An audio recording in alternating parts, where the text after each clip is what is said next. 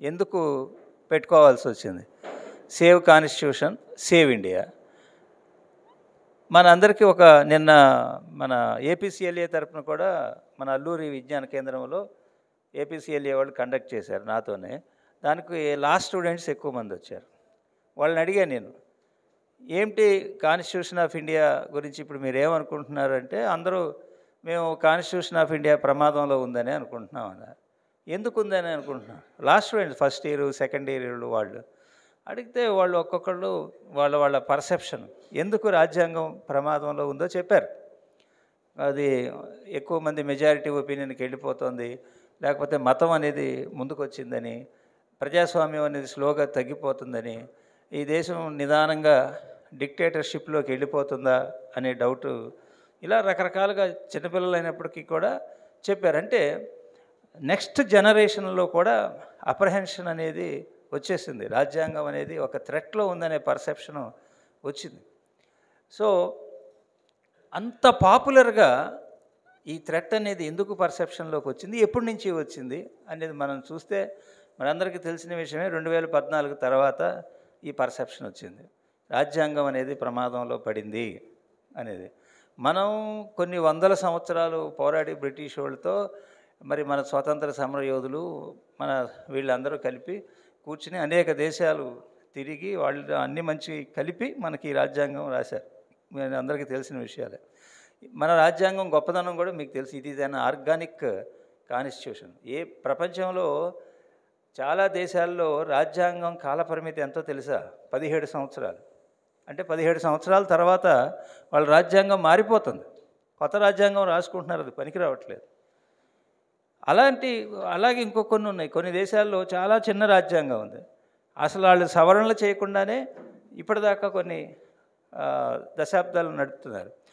So స్పష్టంగా return longest రాసిన రాజ్యాంగం అంటే లిఖితపూర్వక రాజ్యాంగంగా ఉండి, పెద్ద రాజ్యాంగంగా ప్రపంచంలో ఉండి, ఇన్ని 140 కోట్ల మంది ప్రజలకి ఇన్ని దశాబ్దాల పాటు లైవ్గా చూపిస్తూ మార్గదర్శకంగా ఉన్న రాజ్యాంగం మన రాజ్యాంగం. ఇది గొప్పది. మేజర్గా ఇందులో మనకు వచ్చింది ప్రాథమిక హక్కులు. అంటే అనేక విషయాలున్న ప్రాథమిక హక్కులు, మరి ప్రజాస్వామ్యం, ఇలాంటి అనేక లక్షణాలు మనకి ఇచ్చున్నాయి. ఇప్పుడు ఒక 60-70 ఏళ్ళు ఎంజాయ్ చేసాం, 70 ఏళ్ళు కంప్లీట్గా ఎంజాయ్ చేసాం. అది ఇప్పుడు ఉంటుందా లేదా? ఈ రాజ్యాంగం అనేక సంవత్సరాలుగా జరిగినటువంటి వివక్షని అఫర్మేటివ్గా దాన్ని తీసేయడానికి, దానికి నష్టపరిహారంగా కొన్ని రిజర్వేషన్లు ఇచ్చారు. ఇప్పుడు అది ఉంటుందా పోద్దా? చర్చ కదా, రిజర్వేషన్లు ఉంటాయా పోతాయా? తీసేస్తాం, అవసరమా ఇంకా? సో ఏదైతే బేసిక్స్ నుంచి మనకి కొన్ని నిర్మాణ సూత్రాలు అందులో రాశారో, రాజ్యాంగంలో కొన్ని స్వేచ్ఛలు ఇచ్చారో, ఆ రక్షణలు పోయే ప్రమాదం ఉంది. ఒకటి ప్రాథమిక హక్కులు అనుకున్నాం, ప్రమాదంలో పడింది. రెండోది రిజర్వేషన్లు. మూడోది సమానత్వం ప్రమాదంలో పడింది. అన్నిటికంటే సోదరభావం ప్రమాదంలో పడింది. మన రాజ్యాంగ పీఠికలో చూస్తే ఇప్పుడు అంతా పాపులర్ అయింది కదా రాజ్యాంగ పీఠిక, అందరికీ తెలుసు కదా. ఏముంది మన రాజ్యాంగ పీఠికలో? సార్వభౌమ, సామ్యవాద, సెక్యులర్, ఏమండి, లౌకిక, ప్రజాతంత్రం, SSSDR అంటారు మామూలుగా ఎగ్జామ్స్ ప్రిపేర్ అయ్యేవాళ్ళు. సావరైన్, సోషలిస్ట్, సెక్యులర్, డెమోక్రటిక్, రిపబ్లిక్. వాటిలో ఏం చెప్పారు? జస్టిస్, ఈక్వాలిటీ, ఫ్రెటర్నిటీ ఉంది కదా.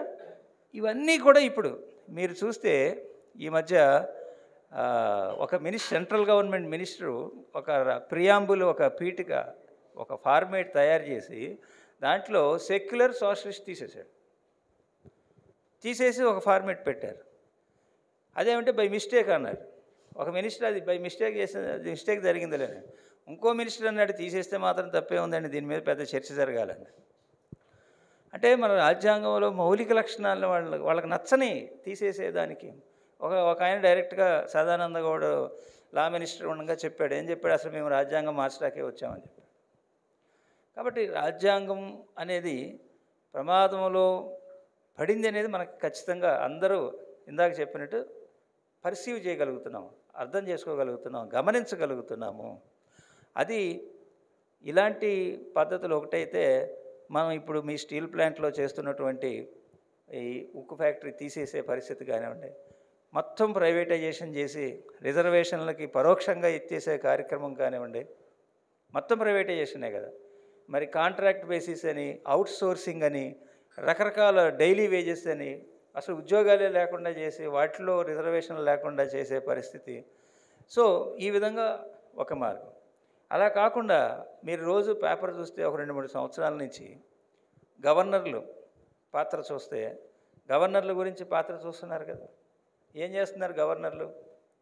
కేరళ, తమిళనాడు, తెలంగాణ, ఢిల్లీ, పంజాబ్ ఇలాంటి రాష్ట్రాల గవర్నర్లు ఏం చేస్తున్నారు? ఏం చేస్తున్నారండి? ఎన్నికైన ప్రభుత్వాలకి సహకరించకుండా అక్కడ ముఖ్యమంత్రులని, అక్కడ ఉన్నటువంటి గవర్నమెంట్ తీసుకొచ్చిన బిల్లుల మీద సంతకాలు పెట్టకుండా వాళ్ళని ఏడ్పిస్తూ పక్కన పడేసి, లేకపోతే అనవసరంగా కూడా, అవసరం లేకపోయినా కూడా రాష్ట్రపతికి పంపించామని చెప్పి అడ్మినిస్ట్రేషన్ని, అభివృద్ధిని ఆపేస్తున్నారు. మనం చూస్తున్నాం, పేపర్లో చూసుంటారు. పంజాబ్ గవర్నర్ని తిట్టారు, తమిళనాడు గవర్నర్ని అయితే సుప్రీంకోర్టు చాలా సీరియస్గా నువ్వు చేస్తావా, కంటెంప్ట్ చేయమంటావా నీ మీద అగెనిస్ట్గా అని. సో ఇలాంటి పరిస్థితులు మనం ఇంతకుముందు లేదు. ఇంతకుముందు మన అందరికీ తెలిసిన గవర్నర్ అంటే ఏంటి? Stamp, rubber stamp. కానీ ఇప్పుడు ఆ పరిస్థితి లేదు.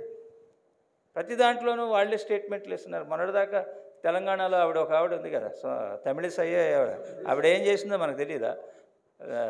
మొత్తం ఆవిడే ప్రజా దర్బార్ ఏదో నడిపింది. గవర్నర్లు ఎప్పుడైనా ప్రజలతో ఆ విధంగా చేసే కార్యక్రమాలు ఉన్నాయా? లేదు.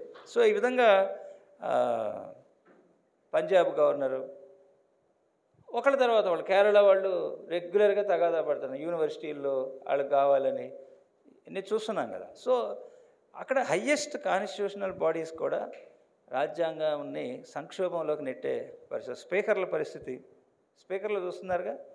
ఏ స్పీకర్ ఇప్పుడు నిన్న రేవంత్ రెడ్డి అసెంబ్లీలో ఏమన్నాడు? బీఆర్ఎస్ నుంచి వచ్చిన వాళ్ళు డిస్క్వాలిఫై అయ్యే, అక్కడ బై ఎలక్షన్స్ ఏమి వచ్చే పరిస్థితి లేదన్నాడు. సుప్రీంకోర్టు తిట్టింది. సో స్పీకర్లు ఉన్నారు, కాన్స్టిట్యూషనల్ పోస్టు, వాళ్ళకి డిస్క్వాలిఫికేషన్, ఈ పార్టీలోంచి ఆ పార్టీలోకి, ఆ పార్టీలోంచి ఈ పార్టీలోకి ఎన్నికైన తర్వాత వెళ్తే వాళ్ళ మీద డిస్క్వాలిఫై చేయమని చట్టం చెప్తుంది. 10th పార్టీ ఫిరాయింపుదారుల చట్టం, 10th షెడ్యూల్. నిర్ణయం తీసుకోరు. వాళ్ళకి కావాలంటే ఎమ్మెల్యేలు డిస్క్వాలిఫై చేస్తారు, అక్కర్లేదనుకుంటే అట్లా పెండింగ్ పెట్టి ఉంచుతారు. ఆపేయటం, రాజ్యాంగం అమలు ఆపేయటం. ఈ విధంగా చూస్తే ఇవి ఒక రకమైన ఇది. అవి కాకుండా ఇంకా మన మిగతా విషయాలు చూస్తే, ఈ మధ్య సుప్రీంకోర్టులో ఒక కేసు వచ్చింది. అది ఏం కేసు అంటే, ఒక ఆయన తన తండ్రి చనిపోతే, చనిపోయిన తన తండ్రిని తన సొంత ప్రైవేటు పొలంలో అంత్యక్రియలు నిర్వహించి స్మారకంగా ఒకటి కట్టుకోవాలని అనుకున్నాడు. దానికి అక్కడుండే చుట్టుపక్కల రైతులు కానీ వాళ్ళు కానీ అబ్జెక్షన్, అక్కడుండే వేరే మతం వాళ్ళు, వేరే సంస్థల వాళ్ళు అబ్జెక్షన్. ఈ మతానికి చెందిన వాళ్ళు ఇక్కడ చేయడానికి వీల్లేదు, వీళ్ళకి ప్రత్యేకమైనటువంటి శ్మశానం ఉంది, అక్కడే పెట్టుకోండి. ఆయన బాడీని అట్లా పెట్టి దాన్ని జరపనివ్వలేదు అంత్యక్రియ. హైకోర్టుకి వెళ్ళాడు. నా స్థలంలో మా నాన్నగారిని నేను స్మారకం కట్టుకుంటే అబ్జెక్షన్ ఏంటి? హైకోర్టు ఆర్డర్ ఇవ్వాల, మేమేం చేయలేము, నువ్వు అక్కడికే వెళ్ళాల్సిందే, మతాలుగా విడిపోయింది మీ ప్రాంతం. చనిపోయినాటికి ఆయనకి మనకు ఇచ్చేది ఏమంటాం? సాధారణంగా చనిపోయిన వాళ్ళని ఎలా చూస్తామండి మనం? దేవుడిలాగా చూస్తాం. ఎగ్జాక్ట్లీ. చిన్నపిల్లలు దేవుడిగా చూస్తాం, చనిపోయిన వాళ్ళకి దేవుడిగా చూస్తాం. మరి ఆ దేవుడికే అంత్యక్రియలు నిర్వహించడానికి హైకోర్టుకి, అక్కడి నుంచి సుప్రీంకోర్టుకి వచ్చిన జస్టిస్ బివి నాగరత్న గారి బెంచ్ మీదకి వస్తే ఆవిడ తలకాయ పట్టుకుని, దేశం ఇలా పరిస్థితులు మారిపోయినాను, చనిపోయిన ఆయనకి అంత్యక్రియలు జరగాలంటే సుప్రీంకోర్టుకు వచ్చి నా రైట్ని అడగాల్సిన పరిస్థితి వచ్చింది అని. అంతకన్నా విచిత్రమైన పరిస్థితి ఏంటంటే, ఇద్దరు జడ్జీలు ఏకీభావం లేదు, వాళ్ళిద్దరూ చెరవ తీర్పు ఇవ్వాల్సి వచ్చింది. చివరికి ఆ శవం అట్లా చాలా రోజులు బట్టి ఉండిపోయిందని చెప్పి, ఏదో ఒకట్లే అని పాపం నాగరత్న గారు రాజీపడి, ఇక్కడ కాదు నువ్వు వేరే చోటే జరుపుకోమని చెప్పారు. తన సొంత స్థలంలో జరుపుకునే అవకాశం లేదు ఆయనకి. ఇప్పుడు మనం వెళ్తే మన ఊళ్ళల్లో ఎన్ని స్థలాల్లో ప్రైవేటు ఎకరాల్లో పొలాల్లో సమాధులు లేవండి? మన ఊళ్ళో లేవా? మరి ఇప్పుడు ఆ పరిస్థితి లేదంటే ఏంటి? అంటే చనిపోయిన శవానికి కూడా అంత్యక్రియలు నిర్వహించుకోలేని పరిస్థితిలో ఏం దెబ్బతింది ఇక్కడ? ఇక్కడ ఏం దెబ్బతింది? ఈ ఉదాహరణలో సోదరభావం దెబ్బతింది. కొన్ని వేల సంవత్సరాల నుంచి మనందరం అన్నదమ్ములు అని చెప్పి, పరమత దహనం అని చెప్పి, ఇలాంటివి ఏమీ లేకుండా కలిసిమెలిసి ఉన్న పరిస్థితుల్లో ఫ్రెటర్నిటీ ఎంత ఘోరంగా దెబ్బతిందంటే ఇది ఉదాహరణ అని చెప్పి చెప్పడానికి చెప్తున్నాను. సో ఆ విధంగా మన కాన్స్టిట్యూషన్లో ఉన్నటువంటి ఏ లక్ష్యాలైతే ఉన్నాయో, ఆ లక్షణాలైతే పీఠికలో చెప్పారో అవన్నీ డేంజర్లో పడే పరిస్థితి వచ్చింది. కాబట్టి అందరూ మార్చేస్తాం, ఈ రాజ్యాంగం ఉంచం. ఇప్పుడన్నీ మారుస్తున్నారు కదా. 370D అది రద్దు చేశారు కదా, ప్రత్యేక హోదా మొత్తం ఓవర్హాల్ చేసేస్తాము, మార్చేస్తాము అంటున్నారు. యూనిఫామ్ సివిల్ కోడ్ వచ్చింది. ఇప్పుడు మనకు ఆదేశిక సూత్రాలు ఉన్నాయి. ఆదేశిక సూత్రాల్లో చాలా మంచి విషయాలు ఉన్నాయి. అవి అమలు చేయటం కష్టం కాబట్టి చట్టం ద్వారా అమలు చేయలేము, నిదానంగా అవి డైరెక్షను, అవి మార్గదర్శకాలు అని చెప్పారు. ఇప్పుడు 39B ఉంది, మన దేశ సంపద ఉంది. ఈ దేశ సంపదని అందరికీ సమానంగా వచ్చేటట్టు చేయాలని చెప్పి ఆదేశిక సూత్రం. అంటే ఒకళ్ళ దగ్గరే కేంద్రీకరణ కాకూడదు, ఆస్తి అంతా జాతీయ వనరులన్నీ అనేది. కానీ వాస్తవంలో ఇప్పుడు ఏముంది? 30% మంది దగ్గర 50%, 3% దగ్గర 50% కాన్సన్ట్రేట్ అయిపోయింది. మిగతా వాళ్ళ దగ్గర 50% కూడా లేదు. సో ఆ పరిస్థితిలో సంపద కేంద్రీకృతమైంది. కానీ దాని మీద ఎటువంటి చట్టం రాలా. కానీ యూనిఫామ్ సివిల్ కోడ్ తీసుకొస్తామని చెప్పి చెబుతున్నారు. కొన్ని రాష్ట్రాల్లో వచ్చింది కదా, ఉత్తరాఖండ్లో యూనిఫామ్ సివిల్ కోడ్ వచ్చింది. మరి అలా ఇప్పుడు మొత్తం ఇప్పుడు లాంగ్వేజ్ మీద తగాదా, వేష భాషల మీద తగాదా. మనకి ఎప్పుడైనా ఈ వేష భాషల మీద తగాదా ఉందండి? ఎవరు ఏ డ్రెస్సులు వేసుకున్నారు? ముస్లిమ్స్ మనం కొన్ని వందల సంవత్సరాల నుంచి కలిసి ఉన్నాం కదా, వాళ్ళ నెత్తి మీద ఏం మూసుకేసుకుంటే మనకేమి? ఒక్కొక్కళ్ళు ఒక్కొక్క రకం, పంజాబ్ వాళ్ళు ఒక రకం వేసుకుంటారు, ఒక్కొక్కళ్ళు ఒక్కొక్క రకం వేసుకుంటారు. ఇప్పుడు అవే ఇష్యూస్ అయిపోయినాయి సుప్రీంకోర్టులో వాళ్ళు చేసే పరిష్కరించాల్సిన సమస్యలు ఏంటంటే ఎవరెట్టంటి బట్టలు వేసుకోవాలి, ఎవరెట్టంటి తినాలి, ఇది ఈ శ్మశానంలో గ్రౌండ్స్ ఏంటి అంటే బేసిక్స్ మొత్తం ప్రమాదంలోకి, రాజ్యాంగం ప్రమాదంలో పడే పరిస్థితి ఉంది. కాబట్టి ఇప్పుడు దేశం అంతా కూడా మనకున్నటువంటి ప్రాథమిక హక్కులు, స్వేచ్ఛ, freedom of speech and expression. ఇప్పుడు ఫ్రీడమ్ ఆఫ్ ప్రెస్లో మన దేశం ఎక్కడుందంటున్నారు? మొత్తం 180 దేశాలు లెక్కేస్తే మన దేశం 159వ దేశం. అంటే అట్టడుగున. మనకంటే కొంచెం బెటర్ వాళ్ళు ఒక 158 మంది బెటర్ వాళ్ళు ఉన్నారు. మనకంటే తక్కువ వాళ్ళు 10 మందే ఉన్నారు. ఈ గాజా, పాలస్తీనా, ఆఫ్ఘనిస్తాన్ టెర్రరిస్ట్ కంట్రీస్తో సమానంగా ఉంది మన దేశంలో పత్రికా స్వాతంత్రం. అది ఫ్రీడమ్ ఆఫ్ స్పీచ్ ఎక్స్ప్రెషన్ గురించి రిపోర్ట్లు ఉన్నాయి. ఆ రిపోర్ట్లు చూస్తే ఒక 4 నెలల్లో అనేక కేసులు, 134 కేసులు ఫ్రీడమ్ ఆఫ్ స్పీచ్ మీద. అంటే మాట్లాడటానికి వీల్లేదు, ఒక ప్రభుత్వ విధానాన్ని తప్పు అంటానికి వీల్లేదు, ఒక గవర్నమెంట్ పాలసీ తప్పు అంటానికి వీల్లేదు. ఒక సెటైర్ వేసిన, అంతకుముందు సెటైర్లు ఉండే కదా రాజకీయాల్లో, వ్యంగ్యాస్త్రాలు ఉంటాయి కదండి, ఇప్పుడు అవి లేవు, వేస్తే జైలే. ఇప్పుడు మన ఆంధ్రప్రదేశ్లో ఏం జరుగుతుంది? ఎంతమంది జైలుకి వెళ్తున్నారు కదా. వీళ్ళందరూ ఏం చేశారు? అఫ్కోర్స్ కొంతమంది బియాండ్ లిమిట్, హద్దులు దాటితే అది వేరే విషయం, వాళ్ళందరి మీద చర్య తీసుకోవాల్సిందే. కానీ ఫేస్బుక్ పోస్టింగ్లకి వీటికి వెళ్తున్నారు. అంటే మనకి ఇచ్చినటువంటి ఏదైతే ప్రాథమిక హక్కు ఉందో స్వేచ్ఛగా దానికోసమే కదా బ్రిటిష్ వాడితో మాట్లాడింది, లేకపోతే అసలు ఎందుకు ఇది? ఇప్పుడు మనకి ఉన్న అభిప్రాయాన్ని చెప్పడానికి హక్కే లేకపోతే ప్రజాస్వామ్యం ఎలా ఉంటుంది? అసలు ఎందుకు ఇదంతా? బ్రిటిష్ వాడు ఏదో చెప్పేవాడు, మనం చేసేవాళ్ళం. ఇప్పుడు ఆరోగ్యం కూడా చెప్తున్నారు కదా, మైండ్ ఏం పని చేయకపోతే అసలు అనారోగ్యమే రాదంట. మైండ్ పని చేస్తేనే అనారోగ్యం. ఎందుకంటే మైండ్ బాగా స్ట్రెస్ ఉందనుకోండి, మైండ్కి ఎంత పని ఉంటే అంత బాడీ మీద ఎఫెక్ట్ ఉంటుంది. మైండ్కి ఏం పని లేదనుకోండి, హ్యాపీ, ప్రజాస్వామ్యమే ఉండదు, మిగతాదంతా ఉంటుంది. సో అప్పుడు ఏమవుతుందంటే మబోక్రసీ అంటారు, ఈ గొర్రెలు తిరుగుతూ ఉంటాయి చూడండి, అట్లా అయిపోవాలనేది వాళ్ళ కోరిక. కాబట్టి ఈ డేంజర్ సిగ్నల్స్ ఈ విధంగా వచ్చేస్తే రాజ్యాంగం ప్రమాదంలో పడింది అనేది వీటన్నిటిని చూస్తే, ఇంతకుముందు కొన్ని పదాలు లేవు, ఇప్పుడు కొన్ని పదాలు కొత్తగా వచ్చినాయి. ఏంటా పదాలు? మాబ్ లించింగ్ అనే పదం విన్నాము మనం. మాబ్ లించింగ్ అంటే సామూహిక హత్య, అంటే ఒకేసారి మీద పడిపోయి కొంతమంది చంపేటు ఒక వ్యక్తిని, అది మతం పేరుతోనో, గో రక్షక పేరుతోనో, లేకపోతే హిందూ విజిలాంటిజం పేరుతోనో, మాబ్ లించింగ్ అనే పదం వచ్చింది. బుల్డోజర్ జస్టిస్ అనే పదం ఎప్పుడన్నా విన్నారా? బుల్డోజర్ జస్టిస్ కొత్తగా వచ్చింది కదా. ఇంతకుముందు ఎప్పుడన్నా ఈ జస్టిస్ ఉందా? ఏంటి బుల్డోజర్ జస్టిస్ అంటే? ఇల్లు కూలగొట్టేయటం. ఇప్పుడు ఎవడన్నా నేరస్తుడుగా వాడి మీద ఎఫ్ఐఆర్ కొడితే వాడు ఇల్లు కూల్చేస్తారు. అప్పుడు దాకా ఇల్లు మున్సిపాలిటీ రూల్స్ ప్రకారం బాగానే ఉంది. ఎప్పుడైతే వాడు ఎఫ్ఐఆర్లో పర్టికులర్గా గవర్నమెంట్కి వ్యతిరేకంగా మాట్లాడాడో ఆ ఇల్లు ఎక్కడో డిఫెక్ట్ ఉంది, మున్సిపాలిటీ పర్మిషన్ తీసుకోలేదు, లేకపోతే టౌన్ ప్లానింగ్ వైలేషన్ అయిపోయిందని చెప్పి ఇల్లు కూల్చేయడం బుల్డోజర్ జస్టిస్. లవ్ జిహాదీ, ఇంతకుముందు ప్రేమ వివాహాలు ఇవన్నీ ఉండేవి. ఈ లవ్ జిహాదీ అనే పదం ఉందా? ఇప్పుడు వచ్చింది కొత్తగా.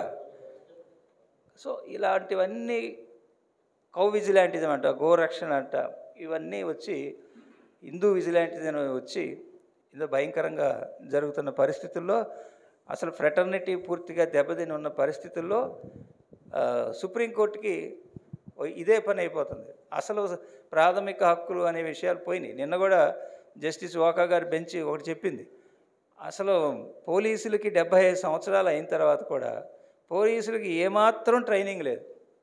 పర్టికులర్గా ఈ ప్రాథమిక హక్కుల విషయంలో వాళ్ళు ఏది పెట్టినా గవర్నమెంట్ రూలింగ్ పార్టీ వాళ్ళు ఏది చెప్తే అక్కడ ఎఫ్ఐఆర్ కడతారు. రూలింగ్ పార్టీ వాళ్ళు చెప్పకపోతే ఎంత నేరం జరిగినా ఎఫ్ఐఆర్ కట్టరు. రూలింగ్ పార్టీ వాళ్ళు చెప్తే ఎఫ్ఐఆర్ కట్టకూడని దాంట్లో కూడా కడతారు. ఇప్పుడు అదే చెప్పింది, మీకు అసలు ట్రైనింగ్ ఇవ్వలేదు, ఎన్ని సంవత్సరాలు దాటినా కూడా.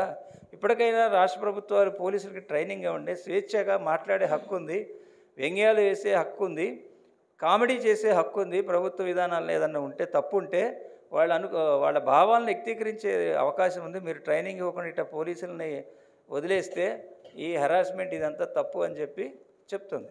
ఇవన్నీ ఎక్కువైపోయి ప్రజలందరిలో ఏంటంటే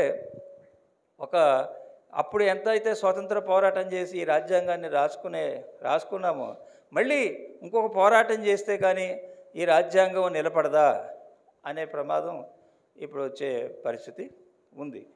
మరి ఇలాంటి పరిస్థితుల్లో అన్నిటికంటే నేను ఒకే పాయింట్ మీద చెప్పి క్లోజ్ చేస్తాను, ఎందుకంటే మాకు టైం కూడా తక్కువగా ఉంది, అన్ని విషయాలు నేను చెప్పలేను. ప్రమాదకరంగా ముందుకొచ్చిన విషయం ఏంటంటే ఈ ఫ్రెటర్నిటీ, సోదరభావం. ఎందుకు ప్రమాదంగా వచ్చింది అంటే, మీరు ప్రియాంబుల్లో చెప్పిన సోదరభావం, అలాగే ప్రాథమిక విధులు ఉన్నాయి మనకు రాజ్యాంగంలో. ప్రాథమిక విధులు ఒకసారి చూడండి, దాంట్లో ఏముంటాయంటే ప్రతి పౌరుడు కూడా కొన్ని విధులు చేయాలి. అందులో ఒకటేంటి, మన రాజ్యాంగానికి కట్టుబడి ఉండాలి, రాజ్యాంగానికి కట్టుబడి ఉండాలి. రెండోది ఏంటి, రాజ్యాంగ సంస్థల్ని గౌరవించాలి. ఇది ఫస్ట్ సూత్రం. దానిలో ఇంకో ఇంపార్టెంట్ ఏంటంటే, మన మధ్య ఏదైతే వివిధ మతాలు, కులాలు, ప్రాంతాలు ఉన్నాయో వీటితో ఏమీ సంబంధం లేకుండా సోదరభావం పెరిగేటట్లు చేయాలి, మత సామరస్యం పెరిగేటట్లు చేయాలి. ఇది కూడా ఒక ప్రాథమిక విధి, ప్రతి దేశ పౌరుడికి ఉన్న ప్రాథమిక విధి. ఇంకా ఇంకొక ఇంపార్టెంట్ ఏంటంటే, శాస్త్రీయ భావాన్ని పెంపొందించాలి, మానవతం, హ్యూమనిజం, మానవతావాదం పెరగాలి, స్పిరిట్ ఆఫ్ ఎంక్వైరీ పెరగాలి, అంటే శాస్త్రీయ దృక్పథం పెరగాలి అనేది దాని ఉద్దేశం. ఇవన్నీ ప్రాథమిక విధుల్లో రాసుకుని ఉన్నాయి. మరి ఆల్రెడీ సెక్యులరిజం ఇవన్నీ ఉన్నాయి కదా. కానీ నేనేం చెప్పదలుచుకున్నానంటే, ఇప్పుడు ఈ రాజ్యాంగం ద్వారా పదవులు ఎవరైతే అనుభవిస్తున్నారో వాళ్ళు ఏం చేస్తున్నారో గమనించాలి. ఒక పక్క ప్రియాంబుల్లో సెక్యులరిజం, సోషలిజం ఇవన్నీ ఉన్నాయి. ఇంకో పక్క ప్రతి పౌరుడు కూడా సోదరభావాన్ని పెంచాల్సిందే తప్ప దాన్ని తగ్గించేదానికి లేదు. మూడోది శాస్త్రీయ దృక్పథం పెరగాలి, మానవతావాదం పెరగాలి. ఇవన్నీ విధుల్లో ఉన్నాయి. ఇవి ఉండగా సాధారణ పౌరులు ఏం చేస్తున్నారో నేను అడగట్లా. ప్రధానమంత్రి ఏం చేస్తున్నారు, రాష్ట్రాల ముఖ్యమంత్రులు ఏం చేస్తున్నారు, రాష్ట్రాల మంత్రులు ఏం చేస్తున్నారు, మీరు చెప్పండి. ఒక రిపోర్ట్ ఉంది, చెప్తా నేను. ఇప్పుడు కొత్తగా వచ్చిన పాపులర్ అయిన పదం ఏంటంటే హేట్ స్పీచ్. హేట్ స్పీచ్ అంటే ఏంటండి, విద్వేష ప్రసంగాలు. విద్వేష ప్రసంగాలు ఇంతకు ముందు లేవా, ఉన్నాయి, ఇలా చేస్తే తప్పు అని ఐపీసీలో ఉంది, కానీ పాపులర్ అవ్వాలా. ఇప్పుడు ఎందుకు పాపులర్ అవుతుంది అంటే, హయ్యెస్ట్ ప్రధానమంత్రి దగ్గర నుంచి ఎమ్మెల్యే వరకు కూడా ఎన్నికల్లో గెలవాలి అంటే అంతకుముందు కులం, డబ్బు, మందు ఇచ్చేవాడు. ఇప్పుడు కులం, డబ్బు, మందుతో పాటు బలమైన ఫ్యాక్టర్ ముందుకొచ్చింది. ఏంటది? ద్వేషం, విద్వేషం, మతం. ఇప్పుడు మొన్న ఈ మధ్య రిపోర్ట్ వచ్చింది. ఈ 2014 నుంచి 2024 వరకు ఈ హేట్ స్పీచ్ అనేది, ఈ విద్వేష ప్రసంగాలు అనేవి విపరీతంగా పెరిగినాయి. ఇంతకుముందు ఎప్పుడూ లేని విధంగా పెరిగినాయి. అందులో 2023 నుంచి 2024 నుంచి చూస్తే 75% ఇంకా పెరిగింది. అంటే విద్వేష ప్రసంగాలు పెరిగినాయి. ఎవరు చేశారు విద్వేష ప్రసంగాలు అంటే? 4 టాప్ లీడర్స్ చేశారనేది. అందులో మొట్టమొదటి ఆయన ఉత్తరప్రదేశ్ సీఎం యోగి ఆదిత్యనాథ్, రెండో ఆయన ప్రధానమంత్రి నరేంద్ర మోడీ గారు, మూడో ఆయన అస్సాం చీఫ్ మినిస్టర్ ఏదో వర్మ ఏదో ఉంది, బిశ్వాస్ శర్మ. సో వీళ్ళు, నాలుగో ఆయన అమిత్ షా. వీళ్ళే టాప్ పోస్ట్. వీళ్ళు ఏ పోస్టులో ఉన్నారు? రాజ్యాంగ పదవుల్లో హయ్యెస్ట్ పోస్టుల్లో ఉన్నారు. వాళ్ళే ఏం చెప్తున్నారు? సోదరభావానికి వ్యతిరేకంగా మాట్లాడి విద్వేషాన్ని పెంచుతున్నారు. మరి రాజ్యాంగం ఏం చెప్పింది? ప్రాథమిక విధులు ఏం చెప్పినాయి? పీఠిక ఏం చెప్తోంది? ఇన్ని చెప్తుండగా వీళ్ళందరూ పదవుల్లోకి ఎట్లా వచ్చారు? వీళ్ళు చేసే ప్రమాణం ఏంటి? 3వ షెడ్యూల్లో ప్రమాణం ఉంటుంది. రాజ్యాంగం 3వ షెడ్యూల్లో వీళ్ళందరూ ప్రమాణం చేయాలి. ఏమని? నేను రాజ్యాంగం పట్ల విశ్వాసం ఉంటుంది ఒకటి. రెండోది, రాజ్యాంగం పట్ల విధేయత ఉంటాను. విశ్వాసం వేరు, విధేయత వేరు. విశ్వాసం ఉన్నంత మాత్రాన్ని విధేయతలుగా ఉండాలని లేదు. కానీ ఎవరైతే ఈ పదవుల్లోకి వచ్చారో వాళ్ళు విశ్వాసంతో పాటు విధేయులుగా ఉండాలి, కట్టుబడి ఉండాలి. నీకు ఇష్టం ఉన్నా లేకపోయినా దాంట్లో ఏముందో దానికి, ఆ సూత్రాలకి, ఆ విలువలకి కట్టుబడి ఉండాలి. నువ్వు నేను అలా ఉంటానని చెప్పావు. అదే ప్రమాణం. ఆ ప్రమాణంలో 2 సార్లు వస్తుంది కాన్స్టిట్యూషన్ అనే మాట. నేను కాన్స్టిట్యూషన్ ప్రకారం అందరికీ మంచి చేస్తాను, చట్టం ప్రకారం అందరికీ మంచి చేస్తాను. అది నువ్వు చేసిన ప్రమాణం. మరి ఆచరణలో ఏం జరుగుతుంది? ఏ రాజ్యాంగంలో చెప్పింది, ఏ నిబంధనలో చెప్పింది విద్వేషాన్ని పెంచమని, ఉన్న సోదరభావాన్ని తగ్గించమని ఎక్కడ చెప్పింది? మతాల మధ్య చిచ్చు పెట్టమని ఎక్కడ చెప్పింది? ఇదే జరిగితే ముస్లింలకు జరిగితే ఊరుకుంటాడా? ఇదే జరిగితే అల్లాకి, క్రిస్టియన్కి, జీసస్కి జరిగితే ఊరుకుంటాడా అని ఒక మీటింగ్లో ఒక మంత్రి అంటే దాని అర్థం ఏంటి? ఒక మంత్రి ఒక మీటింగ్ పెట్టి హిందువుల్ని పోగేసి ఇదే సంఘటన ఫలానా మతానికి జరిగితే ఊరుకుంటారా వాళ్ళు, ఇంకో మతానికి జరిగితే ఊరుకుంటారా వాళ్ళు అంటే ఈయన ఏం చేస్తున్నట్టు? రెచ్చగొడుతున్నట్టు వీళ్ళందరినీ. మీరు ఎందుకు ఊరుకుంటున్నారు అని. దీన్ని ఏమంటారు? విద్వేషం కాదా? అలా ఒక రాజ్యాంగంలో పదవిలో ఉండి ప్రమాణం చేసి వచ్చిన ఆయన చెయ్యొచ్చా? ఇక్కడ జరుగుతుందా? ఆంధ్రప్రదేశ్లో జరుగుతుందా? ఎవరు చేస్తున్నారు? పవన్ కళ్యాణ్. నేను చెప్పలేదు కదండి, ఆయన చెప్తున్నాడు. నిన్న లాస్ట్ స్టూడెంట్స్ని కూడా అడిగి ఎవరు చేస్తున్నారంటే అందరూ ఆయనే పేరు చెప్పారు. మరి అలా చేయొచ్చా? ప్రమాణాన్ని ఉల్లంఘించవచ్చా? ప్రమాణం సరిగ్గా చేయలేదు కాబట్టి వీళ్ళని తీసేయండి అని చెప్పి కర్ణాటకలో కేసు వేశారు. ఎందుకు? స్వయంగా సుప్రీంకోర్టులో వీకే సింగ్ అనే సెంట్రల్ మినిస్టర్ మీద వేశారు. సెంట్రల్ మినిస్టరు చైనా మీద గొడవ వచ్చినప్పుడు ఏదో ఒక మాట్లాడాడు. అది మన దేశం పట్ల విద్వేషాన్ని పెంచేటట్టుంది కాబట్టి ఆయన వీకే సింగ్ అనే ఆయన్ని చర్యలు తీసుకోండి అని చెప్పి సుప్రీంకోర్టులో కేసు పడింది. అప్పుడు సుప్రీంకోర్టు ఏం చెప్పిందంటే ఆయన మీద చర్యలు తీసుకునే పని ప్రధానమంత్రి చేయాలి అని చెప్పింది.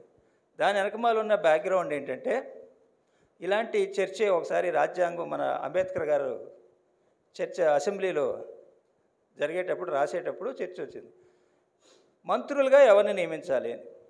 ఎవరిని నియమించాలి? మంత్రుల మీద కేసులు ఉన్నాయనుకోండి, మంత్రుల మీద నేర స్వభావం ఉందనుకోండి, వాళ్ళని మంత్రులుగా తీసుకోవద్దు, అలాంటి వ్యక్తుల్ని మంత్రి పదవి ఇవ్వద్దు అని చెప్పి మనం ఒక డిస్క్వాలిఫికేషన్ పెడదాము అని రాజ్యాంగం అసెంబ్లీలో చర్చ జరిగితే అప్పుడు అంబేద్కర్ గారు ఏమన్నారంటే ప్రతిదానికి మనం రాయలేము నిబంధనలు.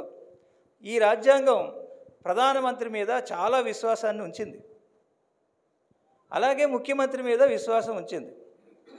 వాళ్ళు రాజ్యాంగానికి కట్టుబడి ఉంటారని, నైతిక విలువలకు కట్టుబడి ఉంటారని, అలాంటి వాళ్ళకే మంత్రి పదవులు ఇస్తారని మనం విశ్వసిద్దాం. అందుకని మనం ఇవన్నీ రాయక్కర్లేదు. వాళ్ళు పెద్దోళ్లే కదా, వాళ్ళ దేశానికి చాలా హయ్యెస్ట్ పొజిషన్లో ఉన్నారుగా, వాళ్ళకి ఆ మాత్రం విలువలు ఉండవా? అని ఆ రోజు రాజ్యాంగకర్తలు విశ్వాసం వ్యక్తపరిచారు. దాన్నే డాక్ట్రైన్ ఆఫ్ కాన్స్టిట్యూషనల్ ట్రస్ట్ అంటారు. అంటే రాజ్యాంగ విశ్వాసం వాళ్ళ మీద ఉంచింది. ఈ రాజ్యాంగం పెద్ద పెద్ద పదవుల్లో ఉన్న వాళ్ళ మీద మీరు ఆదర్శంగా ఉండండి, ప్రజలకి ఆదర్శంగా ఉండండి, మార్గదర్శకంగా ఉండండి, మీరు అలా ఉంటారని మేము నమ్ముతున్నాం అని చెప్పి విశ్వాసం వ్యక్తపరిచింది కాన్స్టిట్యూషన్. కానీ ఇప్పుడు ఆచరణలో ఇప్పుడు నేను ఎగ్జాంపుల్ చెప్పాక మొట్టమొదట వైలేట్ చేసింది ఎవరు? ప్రధానమంత్రి గారు. తర్వాత చేసిన వాళ్ళు ముఖ్యమంత్రులు. ఇప్పుడు మన ఆంధ్రప్రదేశ్లో డిప్యూటీ ముఖ్యమంత్రి. మీరు అంత హయ్యెస్ట్ పొజిషన్లో ఉండి మీరు ప్రమాణానికి విరుద్ధంగా, రాజ్యాంగ ఆదేశాలకు విరుద్ధంగా మీరు మతాల మధ్య చిచ్చు పెడతారా? ఇప్పుడు దాకా కలిసిన వేల సంవత్సరాలు, ఇప్పుడు మనం ఆంధ్ర ప్రాంతంలో చూస్తే ఎప్పుడైనా మనం మత కలహాలని విన్నామా? ఇక్కడ హైదరాబాద్లో ఉండే కొన్ని మన 80స్లో ఆ ప్రాంతంలో ఎప్పుడన్నా విన్నాం, అక్కడ ఏదో జరుగుతుంది. కానీ ఆంధ్ర ప్రాంతంలో ఎప్పుడన్నా విన్నామా? కానీ ఇప్పుడు అదే పరిస్థితి వస్తుందిగా. ఇక్కడ సోదరభావం ఉందా? ఒక క్రిస్టియన్ మత ఫాస్టర్ చనిపోతే ఇప్పుడు అందరూ అనుకునేది ఏంటి? ఇది దానివల్లే జరిగిందనే కదా. ఆ పరిస్థితికి నువ్వు తీసుకొస్తే అసలు నువ్వు రాజ్యాంగం పదవిలో ఉండటానికి ఎలా అర్హుడు అని నేను అడుగుతున్నా. ఇప్పుడు రాజ్యాంగం ప్రమాదంలో పడిందని అర్థం కాదా? దీని అర్థం అది కాదా? ఆ పొజిషన్లో ఉన్నవాళ్ళు అట్లా చేయొచ్చా? మన సెక్యులరిజం అంటే ఏంటి? రాష్ట్రానికి ప్రభుత్వాలకి ఏ మతంతోనూ సంబంధం ఉండకూడదు. మనవాళ్ళు దాని అర్థం మార్చేశారు. అన్ని మతాలు సమానంగా చూస్తామని 3 ఫోటోలు పెడతారు. అస్సలు లేదు. సెక్యులరిజం అంటే ఎస్ఆర్ బొమ్మాయి కేసులో సుప్రీంకోర్టు చెప్పింది ఏంటంటే ప్రభుత్వానికి ఏ మతం ఉండదు, దట్స్ ఆల్. అన్ని మతాలు అన్ని పండుగలప్పుడు మేము చేస్తామంటే కాదు, అసలు నీకు సంబంధం లేదయా. మతం అనేది వ్యక్తిగత విషయం, వాళ్ళు చూసుకుంటారు. ప్రభుత్వంగా నీకు ప్రజలందరూ, రాజ్యాంగమే నీకు మతం అని చెప్పారు. కానీ వాస్తవంలో ఇలాగా మంత్రులు, ప్రధానమంత్రులు, ముఖ్యమంత్రులే ఇంత విద్వేషభావం రెచ్చగొడితే ఇంకా మనం ఇలా ఉన్నాము అంటే దానికి కారణం ప్రజలు చూపించే విచక్షణ. ప్రజలు తెలియగలరు. మన దేశంలో ప్రజలు ఇంకా మంచివాళ్ళు, అందుకని ఉంటుంది. లేకపోతే వాళ్ళు చెప్పిన విద్వేష ప్రసంగాలకు ఎప్పుడో ఇంకా భయంకరమైన పరిస్థితులు వచ్చి ఉండే. అందుకని ఆ పొజిషన్లో ఉన్నవాళ్ళు ఇంత ప్రమాదకరంగా రెచ్చగొడుతున్నారు కాబట్టి ఈ రాజ్యాంగం ప్రమాదంలో పడుతుంది. దీన్ని రక్షించుకోవాల్సిన బాధ్యత ఏదన్నా ఉంటే అది ప్రజలదే. అందుకోసం అని చెప్పి అంబేద్కర్ గారు ఏమన్నారంటే రాజ్యాంగ నైతికత అనే ఒక పదం ఆయన చెప్పాడు. రాజ్యాంగ నైతికత అంటే ఏంటంటే భారతదేశంలో ఉన్న ప్రతి పౌరుడు కూడా రాజ్యాంగ విలువలకు కట్టుబడి ఉండాలి, స్ట్రిక్ట్గా కట్టుబడి ఉండాలి, రాజ్యాంగానికి తల వంచి ఉండాలి. అది సంస్కృతిగా మారి ప్రతి పౌరుడి జీవితంలో అదొక అలవాటు అయిపోవాలి. అది ముఖ్యంగా హయ్యెస్ట్ ఫంక్షనరీస్లో ఉండాలి. అంటే హయ్యెస్ట్ పొజిషన్లో ఉన్నవాళ్ళు ఉన్నారే వాళ్ళకి అలవాటు అవ్వాలి. అరే నేను ఇది సంతకం పెడుతున్నా, నేను ఈ పని చేస్తున్నా, ఇది తప్పా రైటా, ఇది రాజ్యాంగానికి అనుగుణంగా ఉంటుందా లేదా. నీ రాజకీయ ఇంట్రెస్ట్లు కాదు. సుపరిపాలన అన్న కూడా డెఫినేషన్ చెప్పారు. సుపరిపాలన అంటే పరిపాలనలోకి రాగానే నా రాజకీయ పార్టీని ఎట్లా డెవలప్ చేసుకోవాలి. ఇప్పుడు తెలుగుదేశం కంటే లేదా ఇంకో రాజకీయ పార్టీ కంటే నేను బాగా డెవలప్ అవ్వాలంటే నేను ఈ మతం సెంటిమెంట్ తీసుకోవాలి అని తీసుకుంటే అది నీ రాజకీయ ఇంట్రెస్ట్. కానీ రాజ్యాంగం ఇంట్రెస్ట్ అది కాదు కదా.